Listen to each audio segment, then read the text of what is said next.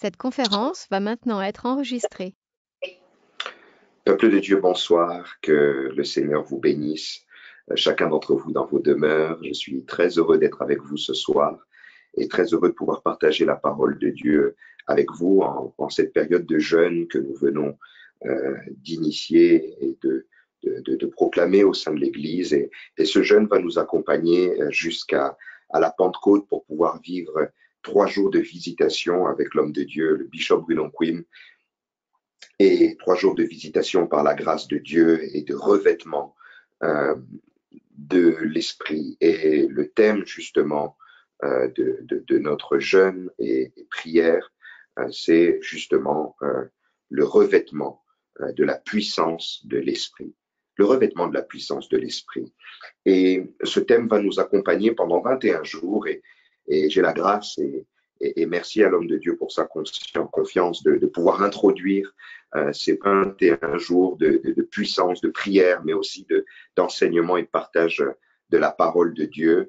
Et tout ce thème sur le revêtement de l'esprit va nous accompagner pendant ces 21 jours dans nos prières, dans nos moments de partage autour de la parole. Mais la finalité de tout ça, c'est de pouvoir vivre ces choses, vivre le revêtement de l'esprit.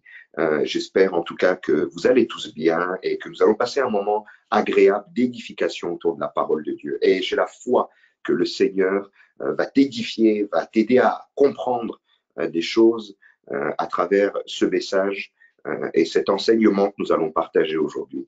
Et avant de pouvoir commencer, nous allons rapidement prier et après quoi nous rentrerons dans la parole que le Seigneur nous a mis à cœur pour ce soir. Seigneur notre Dieu, nous te rendons grâce et nous te bénissons parce que, Seigneur, tu veux revêtir ton Église. Tu veux nous remplir de la puissance de ton esprit. Seigneur, je crois véritablement que tu veux véritablement faire quelque chose avec quelqu'un, aider quelqu'un à rentrer dans une autre dimension de sa marche avec toi, aider un bien-aimé à rentrer dans une autre sphère, une autre hauteur avec toi, une nouvelle alliance, un nouveau départ, une nouvelle manière de travailler, d'œuvrer et oui, Seigneur Dieu de gloire, une nouvelle manière de rentrer dans son appel. Dans le nom de Jésus, à la gloire du Père. Amen. Bien-aimés dans le Seigneur, le thème de ce soir, c'est le revêtement de l'esprit, le revêtement de la puissance de l'esprit, une nécessité. Je voudrais, bien-aimé, te dire qu'il est nécessaire que tu sois revêtu. Il est même urgent. Il est extrêmement important que tu sois revêtu du Saint-Esprit. Et bien aimé, si tu as déjà vécu des périodes ou des expériences de revêtement, je voudrais te dire, bien aimé, que tu peux encore rentrer dans une autre dimension, une autre profondeur, un autre stade du revêtement du Saint-Esprit, un autre stade du revêtement de la puissance de l'Esprit. J'aime la parole de Dieu. Dans Actes 1:8, les apôtres sont revêtus de la puissance du Saint-Esprit, sont revêtus le jour de la Pentecôte. Mais quelques jours après, quelques temps après, l'apôtre Pierre et l'apôtre Jean sont arrêtés par le Sanhédrin. Et bien aimé, après leur arrestation, en sortant du jugement, ils se mettent à prier et ils rappellent à Dieu, vois leurs menaces et donne-nous d'annoncer avec assurance ta parole. Et voilà qu'une deuxième expérience de revêtement arrive. Bien aimé, le revêtement peut avoir plusieurs dimensions, plusieurs niveaux, plusieurs stades. Et bien aimé, nous devons toujours avoir soif d'avoir toujours plus de revêtement de l'esprit, aller plus loin dans l'esprit, aller plus en profondeur dans l'esprit. Et bien aimé, cet enseignement est là pour te donner envie d'aller encore plus loin, de comprendre ce qu'est le revêtement, mais de le désirer ardemment au plus profond de ton cœur. Le passage qui nous accompagne tout au long de ce temps de jeûne, c'est Luc 4:14. La Bible dit ceci, Jésus revêtu de la puissance de l'esprit, retourna en Galilée et sa renommée se répandit dans tout le pays alentour. Bien-aimé dans le Seigneur, Jésus sortait de 40 jours de jeûne et prière, sortait de 40 jours de jeûne et prière. Et pendant ces 40 jours, il a été tenté par le diable, mais le diable n'a pas pu l'atteindre parce qu'il était tellement dans la présence de Dieu, tellement haut dans la prière, tellement haut dans le désert, loin du monde, que le diable ne pouvait pas le séduire, parce qu'il était tellement connecté avec le ciel. Je voudrais te dire, bien-aimé, que cette saison de jeûne et prière est venue pour te mettre à part et te préparer à un revêtement. Et lorsque nous sommes dans Luc 4, 14, c'est après ces 40 jours de jeûne et prière que véritablement le Seigneur a été revêtu de la puissance de l'Esprit. C'est après cette période-là que le revêtement est arrivé. Bien-aimé, le moment de prière que tu passes n'est pas inutile. C'est un temps pour toi afin que tu sois revêtu de la puissance de l'Esprit comme le Seigneur l'a été. Parce que tout ce que le Seigneur a fait, c'était pour nous montrer un chemin, une voie, un exemple, et afin que nous puissions à notre tour pouvoir le suivre sur ce chemin. Voilà pourquoi lui a été revêtu ainsi, mais que ensuite, dans Acte 1:8, dont je vous ai parlé tout à l'heure, les apôtres se sont retrouvés dans Acte 1 à prier régulièrement suite à la promesse de l'avènement de la puissance du Saint-Esprit dans une chambre haute, ensemble, en attendant que cette puissance puisse descendre. Et dans Acte 2, voilà que cette puissance descend et voilà qu'ils sont revêtus et qu'ils sont revêtus pour pouvoir entrer au travail comme le Seigneur a pu le faire dans Luc 4, verset 14. Et il en est de même pour nous. Nous sommes dans 21 jours de consécration, de prière, de recherche du Saint-Esprit, afin que nous aussi, lorsque nous sortirons de ces 21 jours, nous ne puissions pas sortir vides, mais que nous puissions sortir remplis et que nous puissions sortir revêtus de la puissance de l'Esprit. Et ma prière est que tu sois revêtu dans le nom de Jésus. Et toi qui fais ces 21 jours, bien-aimé, j'ai la conviction, j'ai la foi que le Seigneur t'a réservé un grand revêtement à la fin de ces 21 jours. Et si tu crois en cette parole, chez toi, dans ta maison, dans ton salon, tu peux crier Amen, parce que cette parole est pour toi. Mais avant de rentrer dans la profondeur du message, nous voulons comprendre qu'est-ce que le revêtement. Parce que la Bible nous dit, Jésus revêtu de la puissance de l'Esprit. Qu'est-ce que le revêtement de la puissance de l'Esprit? Qu'est-ce que la Bible, de quoi la Bible parle en parlant de ça? Nous voulons d'abord commencer par donner quelques définitions du mot revêtement. Le mot revêtement veut dire couche déposée à la surface d'un matériau, d'une pièce pour lui conférer des propriétés particulières. Une deuxième définition dit ceci: être mis en possession, investi d'une charge, d'une dignité, d'une distinction, le pouvoir des tons dont est revêtu le titulaire d'une fonction. Je répète la première définition: couche déposée à la surface d'un matériau, d'une pièce pour lui conférer des propriétés particulières. Et la deuxième définition: être mis en possession, investi d'une charge, d'une dignité, d'une distinction. Par exemple, le pouvoir dont est revêtu le titulaire d'une fonction. Bien-aimé, on comprend par là que le revêtement en soi, c'est lorsqu'on dépose quelque chose sur une chose pour lui conférer des propriétés particulières. Ça veut dire que cette chose-là avait déjà des propriétés, avait déjà un style de vie, avait déjà une capacité. Mais lorsqu'on la revêt de quelque chose, on la revêt de quelque chose supplémentaire, un plus, ou quelque chose pour servir dans une autre dimension. Et lorsqu'on revêt quelqu'un, on le revêt également d'une charge, d'une dignité, d'une distinction, bien-aimé, d'un pouvoir, d'une capacité. Et nous comprenons par là que le revêtement de l'esprit, c'est une capacité, une puissance, une force conférée et donnée par le Saint-Esprit. Bien-aimé dans le Seigneur, le revêtement de l'esprit, ce n'est pas le Saint-Esprit en soi, mais c'est la puissance que communique sur nous le Saint-Esprit. C'est la qualification que communique en nous le Saint-Esprit. C'est la capacité que nous donne le Saint-Esprit. Ce sont des forces supplémentaires, un savoir-faire supplémentaire que te confère le Saint-Esprit, que te donne le Saint-Esprit. Et à ce moment-là, le Saint-Esprit a déposé un revêtement de puissance sur le Seigneur pour lui donner la capacité d'entrer dans son ministère. Le revêtement, bien-aimé, c'est une capacité. C'est une capacité, mais qui est donnée par le Saint-Esprit, le revêtement du Saint-Esprit. Et bien-aimé, dans l'Ancienne Alliance, il y avait 3 types de revêtements. Et le revêtement dans l'Ancienne Alliance était souvent appelé onction. Et il était transmis par le versement de l'huile sur la tête ou sur le corps de la personne qui était revêtue d'une capacité, d'une dignité particulière. Et il y avait 3 fonctions qui bénéficiaient de ce revêtement, qui bénéficiaient de cette onction. Il y avait, bien aimé, tout d'abord la fonction royale, bien aimé. Et nous voyons par exemple David qui a été oint roi, Saül qui a été oint roi. Et il y avait une onction particulière, puis un revêtement particulier qui était attaché à la royauté. Il y avait, bien aimé, l'onction prophétique. Il y avait le revêtement prophétique. Et bien aimé, les prophètes avaient un revêtement particulier. Et nous avons par exemple Élisée qui a été oint par Élie. Et même un manteau que portait Élie et que portait Élisée, qui était le symbole du revêtement prophétique, du revêtement que le Seigneur peut mettre à ses serviteurs.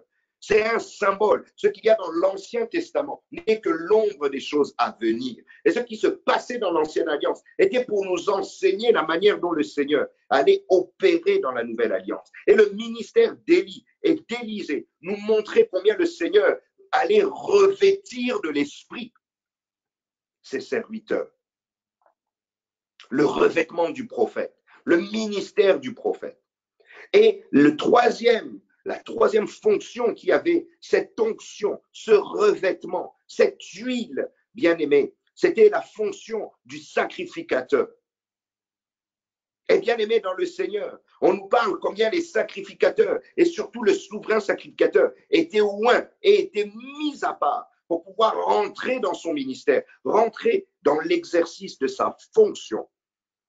Et par là, nous comprenons une chose, c'est que le revêtement de l'esprit nous qualifie pour une mission. Ça nous qualifie pour une mission. Le revêtement de l'esprit ne vient pas à vide.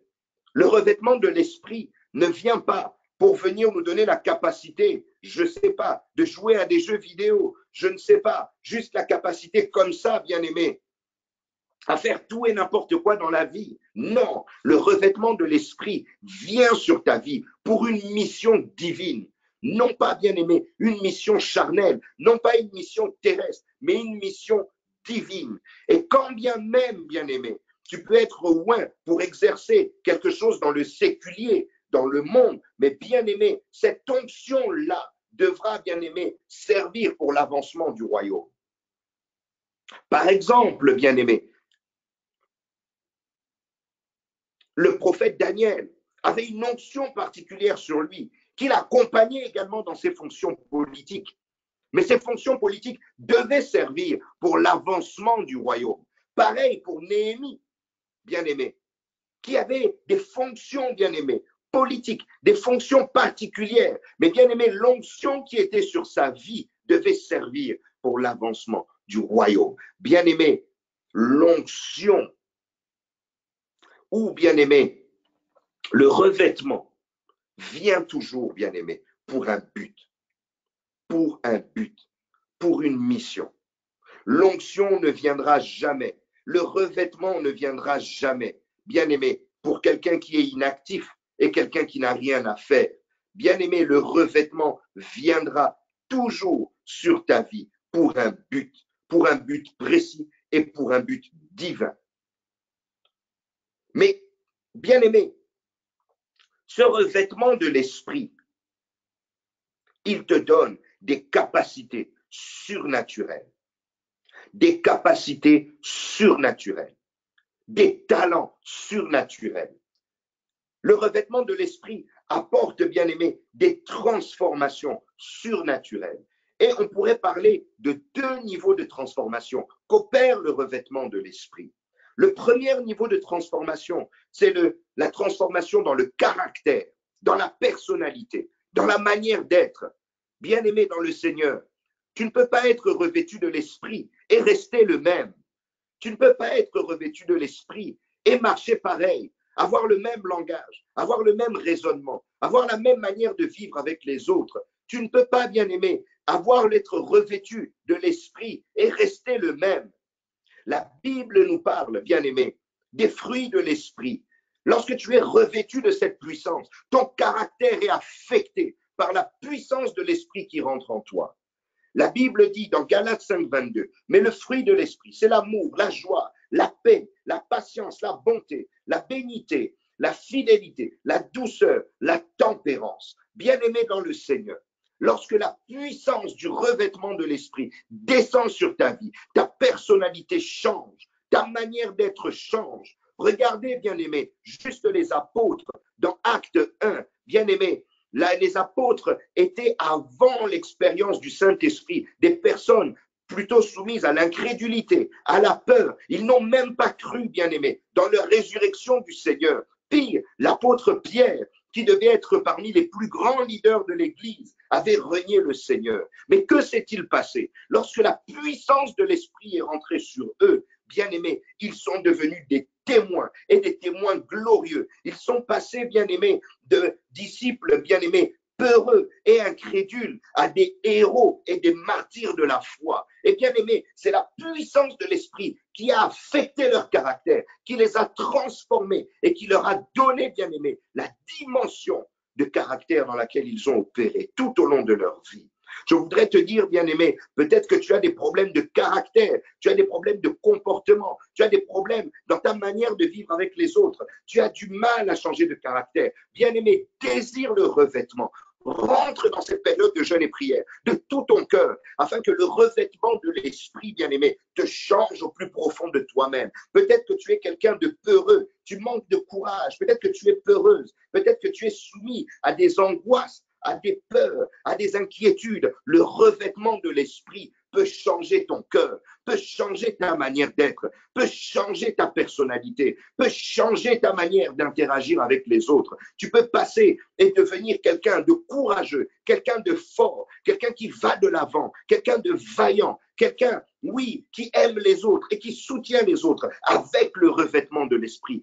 Désire le revêtement, désire l'onction, désire la puissance de l'esprit sur ta vie. Bien-aimé dans le Seigneur, la deuxième dimension de transformation, c'est que le Saint-Esprit ou la puissance de l'Esprit nous confère des capacités surnaturelles. Des capacités surnaturelles. Bien-aimé, les capacités surnaturelles, ce n'est pas seulement, bien-aimé, pour les aînés dans la foi. Ce n'est pas seulement, bien-aimés, pour ceux qui sont appelés au ministère, mais les capacités surnaturelles. Bien-aimés, c'est pour tous les enfants de Dieu. La Bible, dans 1 Corinthiens 12, nous parle des dons spirituels. Je vous laisserai lire 1 Corinthiens 12, 1 à 11. Vous pourrez lire chez vous et prendre le temps. Mais bien aimé, la Bible nous parle de divers dons spirituels qui se manifestent à travers le revêtement de l'esprit. Ces dons spirituels se sont tous vus en Christ. Et le Seigneur, par le Saint-Esprit, les distribue comme bon lui semble dans la vie de tout un chacun. Mais la Bible et l'apôtre Paul nous recommandent d'aspirer aux dons les meilleurs. Bien-aimé, aspire aux dons de prophétie. Bien-aimé, aspire aux dons de paroles de connaissance. Bien-aimé, aspire aux dons des guérisons. Bien-aimé, aspire aux dons des miracles. Bien-aimé, aspire aux dons des paroles de sagesse. Bien-aimé, aspire aux dons de parler en langue. Bien-aimé, aspire à l'interprétation des langues. Bien-aimé, aspire à tous les dons spirituels. Et c'est une capacité que te donne le Saint-Esprit à travers, bien-aimé, le revêtement. Pendant ces 21 jours, bien-aimé, tu peux être saisi par l'Esprit pour manifester des dons spirituels, pour manifester les dons spirituels que le Seigneur t'a réservés. Bien-aimé dans le Seigneur, peut-être que tu as vécu jusqu'aujourd'hui une vie chrétienne vide, où tu n'as jamais manifesté aucun don, où tu n'as jamais ressenti la manière dont le Saint-Esprit pouvait t'utiliser dans la puissance et dans l'onction. Bien-aimé dans le Seigneur, rentre dans ces 21 jours et tu vas vivre une nouvelle expérience dans le Saint-Esprit. Parce que, bien-aimé, ces dons spirituels ne sont pas une histoire que l'on vous raconte, mais c'est une réalité palpable que vous pouvez vivre, bien-aimés, et expérimenter. Et je prie pendant ces 21 jours que tu vives une expérience glorieuse dans la puissance du Saint-Esprit. Bien-aimés dans le Seigneur, pourquoi être revêtu?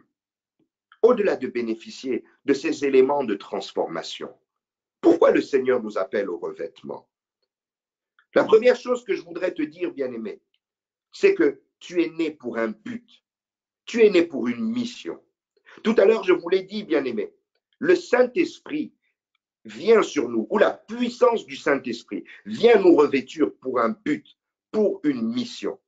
Et plusieurs d'entre nous ont toujours l'impression que leur vie n'est pas utile, qu'ils sont venus pour accompagner les autres. Je viens te dire aujourd'hui que tu n'es pas venu ici-bas sur terre pour accompagner qui que ce soit, mais bien au contraire, bien-aimé, tu es venu parce que tu as une mission, bien-aimé, divine.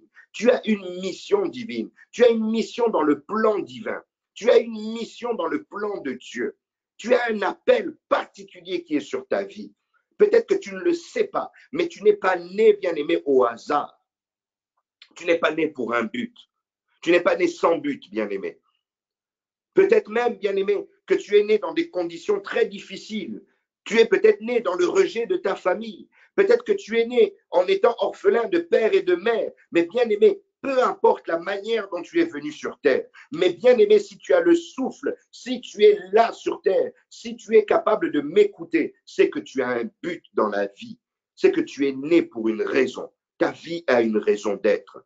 Et la Bible dit dans Éphésiens 2:10, car nous sommes son ouvrage, ayant été créés en Jésus-Christ pour de bonnes œuvres, des bonnes œuvres que Dieu a préparées d'avance afin que nous les pratiquions. Des bonnes œuvres que Dieu a préparées d'avance afin que nous les pratiquions. Bien-aimés dans le Seigneur, Dieu a mis, bien-aimés, des œuvres d'avance afin que tu puisses les pratiquer, afin que tu puisses, bien-aimé, les pratiquer. Tu as des œuvres à pratiquer sur terre. Et bien-aimé, c'est ta mission terrestre. Tu es né pour des bonnes œuvres. Tu es né pour des choses que tu as à faire. Tu n'es pas né, bien-aimé, pour regarder les autres, profiter de la vie. Tu n'es pas né pour regarder les autres, pour profiter de la vie. Mais tu es né, bien-aimé, pour accomplir les œuvres que le Seigneur t'a appelé à pouvoir pratiquer. Et ces bonnes œuvres, bien-aimés, tu ne peux pas les pratiquer seul.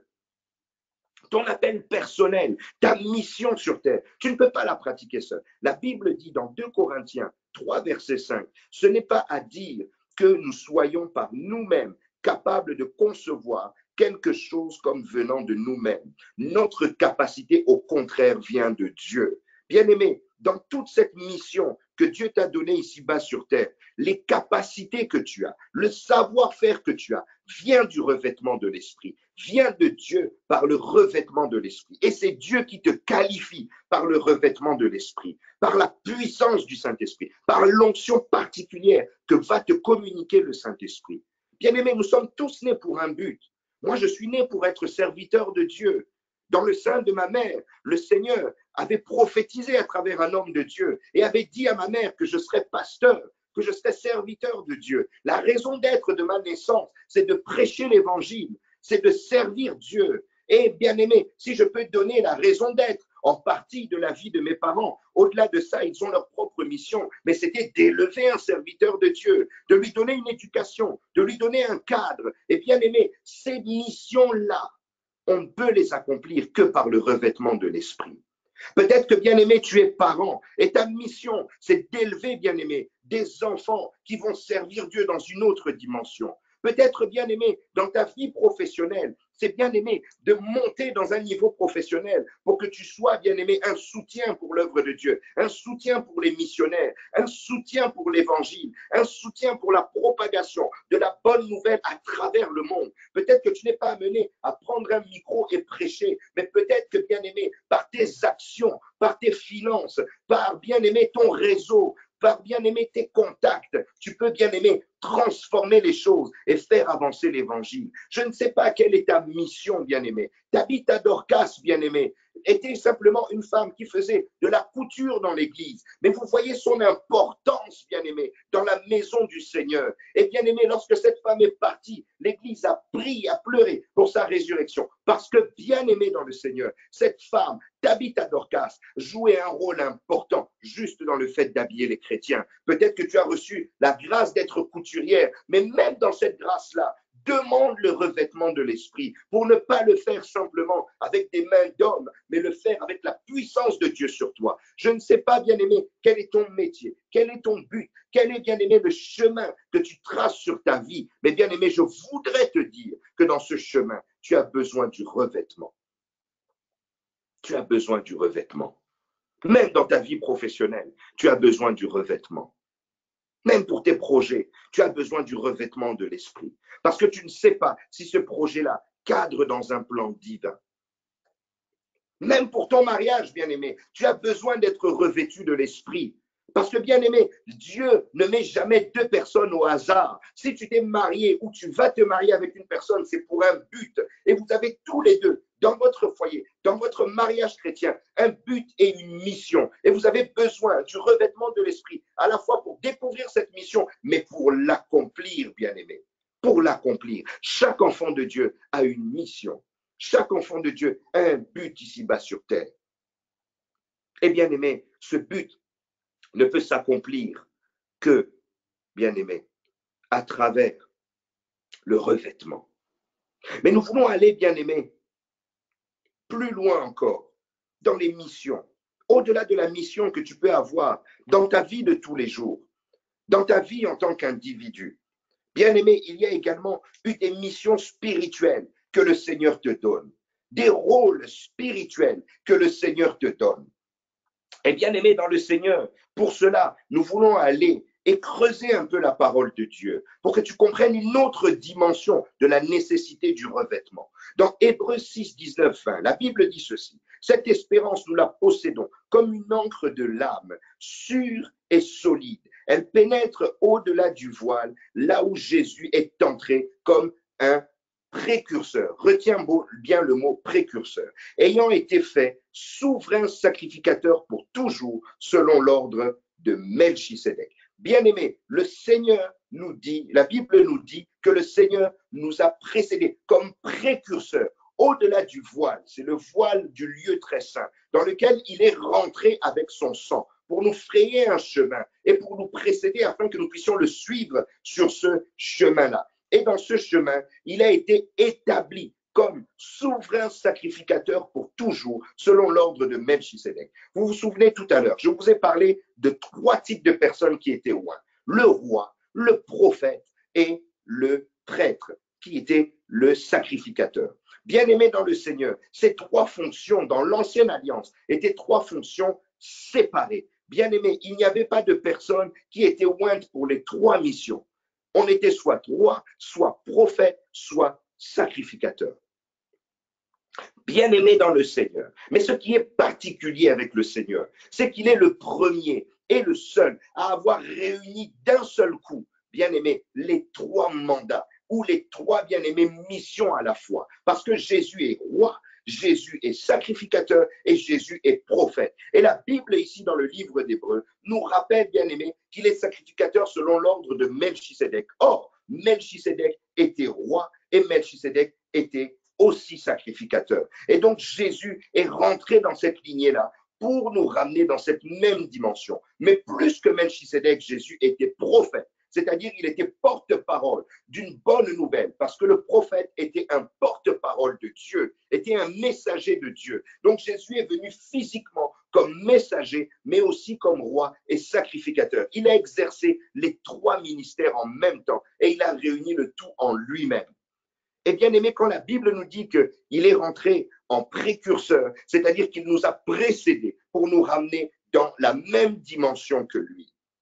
Et quand la Bible nous fait comprendre qu'il a rassemblé ces 3 ministères en lui, retenez bien, le livre d'Apocalypse dit 2 fois, et même à plusieurs reprises. Dans Apocalypse d'abord 1, 5, 6, la Bible dit ceci: et de la part de Jésus-Christ, le témoin fidèle, le premier-né des morts, et le prince des rois de la terre, à celui qui nous aime, qui nous a délivrés de nos péchés par son sang et qui a fait de nous un royaume des sacrificateurs pour Dieu, son Père. À lui soit la gloire, la puissance au siècle des siècles. Amen. Et la Bible redit encore dans Apocalypse 5:10, comme pour insister, tu as fait d'eux un royaume des sacrificateurs. Là, c'est les anges qui parlent. Pour notre Dieu, et ils régneront sur la terre. Bien-aimé, sache que, bien-aimé, le Seigneur t'a fait rentrer dans la dimension, bien-aimé, de son ministère, de son identité, qui est à la fois une identité de prophète, qui est à la fois une identité de roi, qui est à la fois une identité de sacrificateur. Et bien-aimé, tu portes ces trois dimensions en toi, en tant qu'enfant de Dieu. Mais bien-aimé, qu'est-ce que ça veut dire tout ça? Et pourquoi parler de tout ça? Parce que, bien-aimé, tout simplement, tu as trois missions spirituelles particulières en lien avec ces trois dimensions d'appel ou ces trois dimensions d'identité du Seigneur qui se trouvent en toi. Le premier rôle, bien-aimé, c'est que tu as une mission de sacrificateur. Parce que, bien-aimé, la Bible ne se limite pas de nous dire que Jésus a été un précurseur là-dedans. Mais la Bible te rappelle que c'est l'identité que tu portes. C'est ce que tu es devenu en donnant ta vie au Seigneur Jésus-Christ.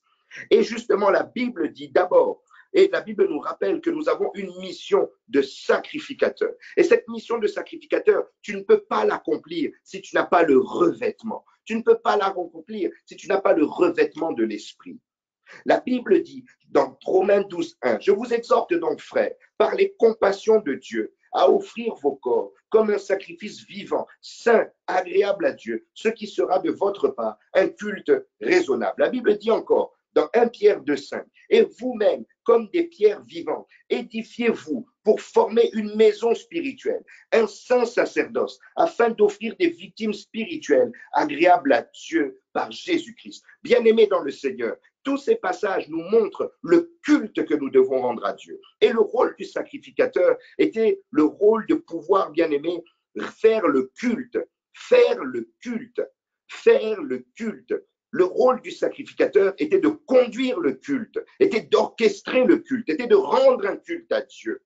Et au-delà de rendre un culte à Dieu, était bien aimé dans le Seigneur de faire rentrer les hommes dans la dimension du culte de Dieu et d'intégrer les hommes dans ce culte. Et bien aimé, tu as à la fois en tant que sacrificateur une mission pour pouvoir rendre personnellement un culte à Dieu, mais pour pouvoir ramener, bien aimé, les personnes autour de toi dans le culte que tu rends à ton Dieu. En tant que parent bien-aimé, tu as une mission de sacrificateur pour faire rentrer tes enfants bien-aimés dans le culte que tu dois rendre à Dieu, de faire rentrer ta famille dans le culte que tu dois rendre à Dieu. En tant que sacrificateur bien-aimé, ta vie doit être un culte. La Bible dit dans Romains 12:1 que ton corps doit être un sacrifice vivant pour le culte. Tu dois te donner dans l'adoration, dans la louange, complètement bien-aimé, pour que ta vie soit un culte agréable à Dieu. Et bien aimé, la Bible nous dit encore dans 1 Pierre 2:5 que bien aimé, nous devons nous réunir pour offrir des victimes spirituelles. Mais ces victimes spirituelles, c'est quoi? C'est notre louange, c'est notre adoration, c'est aussi les dons que nous faisons à Dieu, les sacrifices que nous offrons à Dieu, les sacrifices de temps, les sacrifices financiers, les sacrifices de prière, les sacrifices d'intercession. Bien aimé, tous ces sacrifices en tant que sacrificateur, tu dois les faire. Mais si tu n'as pas le revêtement de l'esprit, comment vas-tu le faire? Ça devient, bien aimé, un sacerdoce et un sacrificateur vide. Une sacrificature, bien aimé, qui n'a pas d'esprit, qui n'a pas de puissance, qui n'a pas de force. Bien aimé dans le Seigneur, la force du sacrifice, la force du culte, elle vient du revêtement de l'esprit.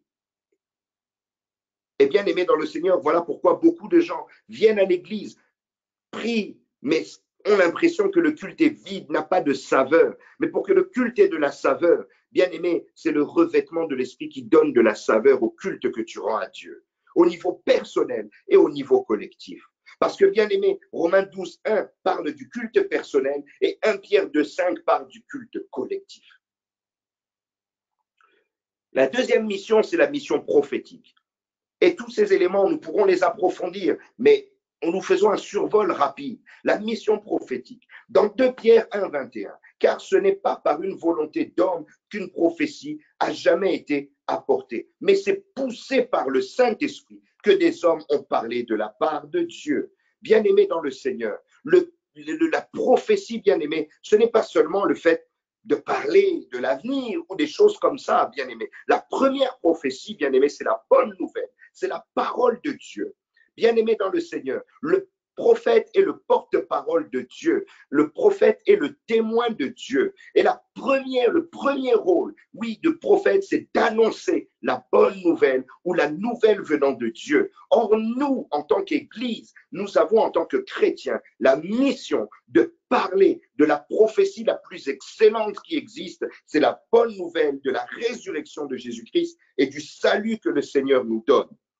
Et dans cette mission prophétique, tu as une mission d'annoncer la bonne nouvelle autour de toi, la bonne nouvelle dans ta famille, la bonne nouvelle dans ton entourage. Et bien aimé, tu ne peux pas le faire sans revêtement de l'esprit. Parce que la Bible nous dit, c'est poussé par l'esprit que les hommes ont parlé de la part de Dieu. Et donc, pour annoncer cette bonne nouvelle, tu ne peux pas le faire si tu n'es pas poussé par l'esprit. Bien aimé, dans Acte 1:8, le Seigneur dit, vous recevrez une puissance, le Saint-Esprit survenant sur vous, et je ferai de vous mes témoins. On devient témoin, bien-aimé, après que le Saint-Esprit nous ait revêtus. Avant ça, bien-aimé, nous ne sommes pas témoins. Sans ça, nous ne sommes pas des vrais témoins. Et bien-aimé, c'est la puissance, le revêtement, l'onction du Saint-Esprit qui nous qualifie pour pouvoir, bien-aimé, réaliser ou accomplir cette mission. Et bien-aimé, recherche le revêtement. Ça fera de toi un gagneur d'âme extraordinaire.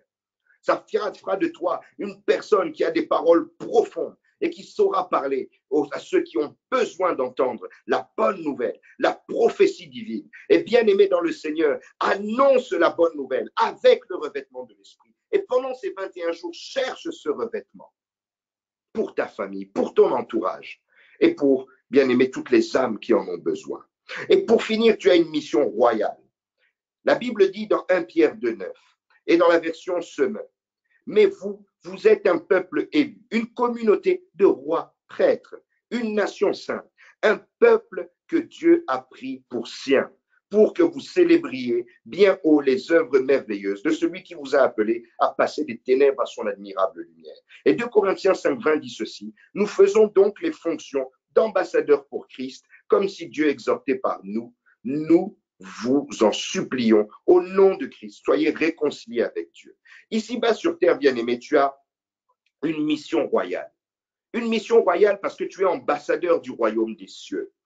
La Bible dit que le Seigneur a fait de nous une communauté de rois prêtres, c'est-à-dire que tu as une part royale en toi.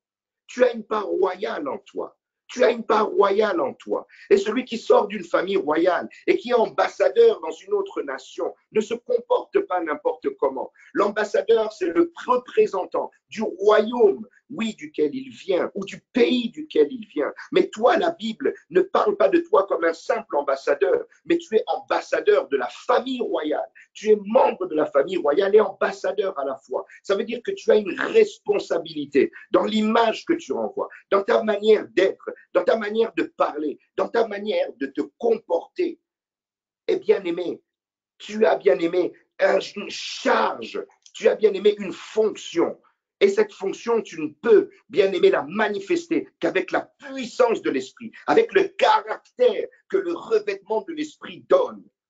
Bien aimé dans le Seigneur, lorsque tu représentes le royaume à ton travail, tu représentes le royaume à ta famille, dans ta famille, tu représentes le royaume dans ton entourage. Bien aimé, tu dois avoir un langage, une stature, une posture que seul le revêtement de l'esprit peut te donner.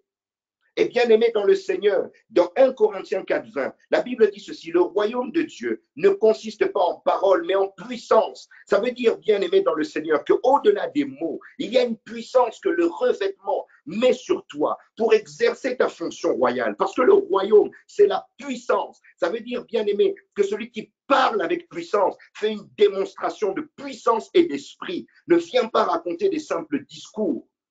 Et en tant qu'ambassadeur, tu n'es pas là pour raconter des simples discours. Tu es là pour manifester la puissance de Dieu en parole, en acte, en comportement, en prière. Bien-aimé, tu es un ambassadeur, tu es un représentant. Et pour jouer ton rôle, tu dois être revêtu de l'Esprit.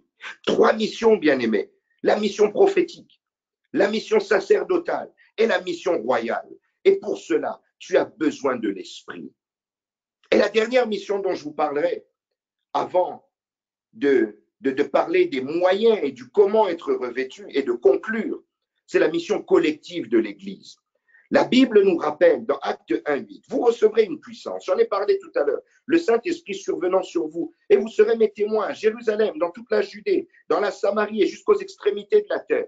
Le Seigneur dit dans Matthieu 28:19, allez et faites de toutes les nations des disciples, les baptisant au nom du Père, du Fils et du Saint-Esprit. Bien-aimés, c'est la grande commission de l'Église, la grande mission chrétienne, c'est de faire des disciples. Et en ces temps de la fin, l'Église a plus que jamais besoin du revêtement de l'Esprit dont parle Acte 1:8 pour pouvoir, bien aimé, faire des disciples, pour pouvoir gagner des âmes. Église du Jubilé, tu as besoin du revêtement pour pouvoir gagner la France et ramener le cœur des Français vers le Seigneur. Tu as besoin du revêtement pour pouvoir gagner des hommes et des femmes qui ont soif de l'Évangile et bien aimé pour pouvoir l'annoncer à ceux qui en ont besoin. L'Église doit être revêtue de l'onction, revêtue de la puissance du Saint-Esprit, revêtue de la force et des capacités que donne le Saint-Esprit, en particulier en ces temps difficiles, en ces temps de la fin, où les signes des temps de la fin sont encore en train de monter en puissance, où on a l'impression que la fin est tellement proche. Bien-aimés dans le Seigneur, en ce temps de la fin, ne manque pas le revêtement, parce que nous en aurons besoin pour affronter tous les défis des temps de la fin qui se mettent devant nous. Parce que, bien-aimés, laissez-moi vous dire que la persécution arrivera, que la persécution arrivera, que l'Église sera éprouvée. Mais bien-aimés, pour supporter ces épreuves, il faut le revêtement de l'Esprit. Bien-aimés, les apôtres étaient tellement revêtus de l'Esprit qu'ils ont supporté les épreuves. Les pères de l'Église ont supporté les épreuves. Oui, bien-aimés, l'Église primitive a supporté les épreuves, bien-aimés, de la tribulation, des attaques, les épreuves, bien-aimés dans le Seigneur, non pas de la grande tribulation, mais je vous parle de la tribulation, de l'oppression, bien-aimés dans le Seigneur, de la persécution de l'Église. Et bien-aimés, quand ces vents viendront, il faut que nous soyons prêts et remplis de l'Esprit. Parce que, bien-aimés, ces vents viendront. Ne nous y trompons pas. Ne nous y trompons pas. La Bible dit dans le livre de Jérémie, du prophète Jérémie, paix, paix, disent-ils, mais il n'y a point de paix. Bien-aimés, que la paix d'aujourd'hui est trompeuse, qu'elle ne nous trompe pas. Parce que, bien-aimés, des choses se préparent contre l'Église. Mais bien-aimés, soyons prêts et soyons revêtus de l'Esprit, afin que ces combats nous trouvent solidement armés, solidement forts, pour pouvoir tenir ferme et pour pouvoir persévérer dans le Seigneur. Et comment être revêtu? Bien-aimés, les différents passages qui nous parlent de revêtement. Par exemple, le passage qui nous parle, bien-aimés, du revêtement de Moïse, lorsque son visage, oui, rayonnait à la descente de la montagne, lorsqu'on nous parle de Jésus dans le désert, lorsqu'on nous parle des apôtres dans la chambre haute. Il y a deux choses, bien-aimés, à dire par rapport au fait d'être revêtu ou à la manière dont le Seigneur nous prépare au revêtement de l'Esprit. La première chose, bien-aimés, c'est la distance, c'est l'isolement, c'est être dans des lieux calmes, dans des lieux loin du tumulte, loin de la foule, loin de la distraction. Et Dieu nous demande de nous éloigner, de nous soustraire un peu au monde pour être revêtus, d'être dans un temps de consécration. Et souvent, ce temps est attaché au jeûne. Dans les différents éléments dont je vous ai parlé, le jeûne est toujours attaché. Parce que le jeûne permet véritablement de se soustraire au monde, d'affaiblir la chair. Bien-aimé, le jeûne t'oblige à laisser un peu la distraction, à laisser un peu la télévision, à laisser un peu le téléphone, à laisser un peu les appels inutiles, à laisser un peu, bien-aimé, les rencontres inutiles, à laisser un peu, bien-aimé, tout ce qui est banal pour pouvoir te focaliser sur ce qui est essentiel. C'est le revêtement. Bien-aimé, la montagne, c'est un lieu d'isolement. Le désert, c'est un lieu d'isolement. La chambre haute, c'est un lieu d'isolement. Isole-toi dans ton jeûne. Sacrifie ces 21 jours, bien-aimé, afin de pouvoir vivre le revêtement de l'Esprit. La deuxième chose, bien-aimé, c'est la prière. Et la prière toujours accompagnée du jeûne. Bien-aimé, pendant tous ces temps, Ces bien-aimés qui ont vécu le revêtement étaient en prière. Bien-aimés, ce n'est pas dans la distraction que l'on obtient le revêtement, mais c'est dans une vie de prière. Tu peux te discipliner, t'allouer des heures précises pour pouvoir prier. Il y a, bien aimé, les cultes communautaires. Et tu sais que nous avons nos cultes, bien aimés, de prière les mardis. Et nous avons nos cultes de prière également les jeudis. Mais bien aimé, cela ne suffit pas. Alloue-toi des temps particuliers pour pouvoir chercher la face du Seigneur, pour pouvoir prier avec intensité, pour pouvoir, bien aimé, invoquer Dieu avec force, bien-aimé, parce que tu as besoin du revêtement. Et le revêtement, c'est la prière qui attire le revêtement. La prière attire le revêtement. La prière attire le revêtement de l'esprit, bien-aimé. La prière attire le revêtement de l'esprit, bien-aimé. Sois en prière, sois en prière, sois en prière. Et pour conclure ce message, je te dirais, bien-aimé, que le Seigneur veut te revêtir parce qu'il a des exploits à réaliser avec toi. Il y a des exploits qui t'attendent à partir du mois de juin. Il y a des exploits qui t'attendent pour ta famille, pour ta maison, pour l'Église, pour le monde, pour la nation. Il y a des exploits que tu dois faire. Bien-aimé, la Bible dit dans Éphésiens 3:20, or à celui qui peut faire par la puissance qui agit en nous, infiniment au-delà de tout ce que nous demandons ou pensons. Bien-aimé, le Seigneur, par la puissance qui agit en toi, la puissance du Saint-Esprit, dynamis, la puissance, bien-aimé, du Saint-Esprit qui agit en toi, par laquelle tu es revêtu, il peut faire infiniment plus que ce que tu peux penser ou imaginer. Le Seigneur, par le revêtement, peut te ramener tellement loin, dans des dimensions élevées. Ainsi, bien-aimé, ne rate pas le revêtement. Aie soif du revêtement. Aie besoin du revêtement. Que ta priorité ces jours-ci soit le revêtement. Que ton premier des besoins soit le revêtement. Que tes pensées soient tournées vers le revêtement. Bien-aimé dans le Seigneur, pense revêtement. Réveille-toi revêtement. Dors revêtement. Revêtement de l'esprit. Bien-aimé dans le Seigneur, aie besoin de ce revêtement à chaque jour, à chaque heure. Et le Seigneur, bien-aimé, réalisera par cette puissance qui agit en toi infiniment plus, infiniment au-delà de ce que tu peux penser ou ce que tu peux imaginer. Que Dieu te bénisse, bien-aimé. Nous allons prier ensemble. Tu vas fermer tes yeux et tu vas élever ta voix avec moi. Seigneur notre Dieu, nous voulons, oui, le revêtement. Nous en avons tellement besoin. Nous sommes nés pour être revêtus. Nous avons besoin, Seigneur, du revêtement de l'Esprit pour réaliser des exploits, pour réaliser des grandes choses, pour entrer dans notre mission. Seigneur, nous savons que nous avons une mission, bien-aimée, oui, sacerdotale avec toi, pour te rendre un culte agréable. Des cultes, oui, Seigneur, oh Dieu, dans des hautes dimensions. La mission prophétique pour annoncer, bien-aimé, la bonne nouvelle. Et la mission, bien-aimée, dans le Seigneur. Oui, nous croyons, Seigneur, que nous avons la mission également royale pour être ambassadeurs du royaume et pour refléter ton royaume ici-bas sur terre. Seigneur, revêt-nous de l'esprit pour accomplir cette mission, pour accomplir également notre destinée. Je ne sais pas, Seigneur, oui, à quoi tu appelles chacun des membres qui sont là. Mais Seigneur Dieu de gloire, oui, ô notre Dieu, fais rentrer chacun dans sa destinée, dans son appel, dans son appel. Tu as appelé certains au ministère, tu as appelé certains au service, tu as appelé certains, bien-aimés, à des missions particulières. Aide-leur à connaître ces missions, mais revêt-les d'esprit pour pouvoir accomplir ces missions. Dans le nom de Jésus, je prie également, oui, ô Seigneur Dieu de gloire, pour l'Église le jubilé, que nous soyons revêtus pour la grande mission que tu donnes au Seigneur, à tous les saints, à toute l'Église, ô notre Dieu. Nous voulons être revêtus du manteau de ta puissance. Permets-nous, Seigneur, d'être à la hauteur pendant ces 21 jours de jeûne.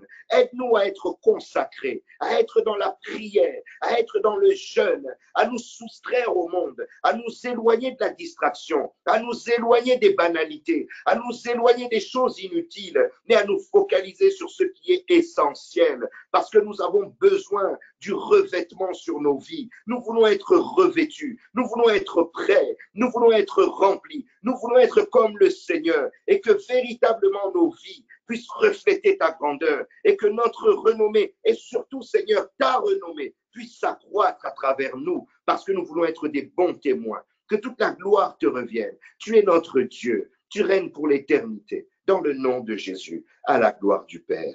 Amen.